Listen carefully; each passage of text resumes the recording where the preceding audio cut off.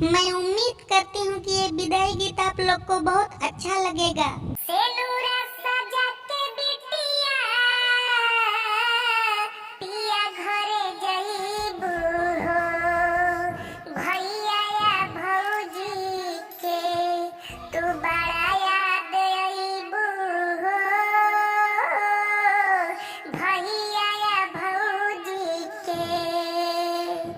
पापा के दुलार छुट्टी है,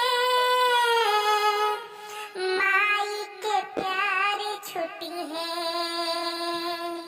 पापा के दुलार छुट्टी है, ए बेटी माई के प्यार छुट्टी है, ससुरा नगरिया के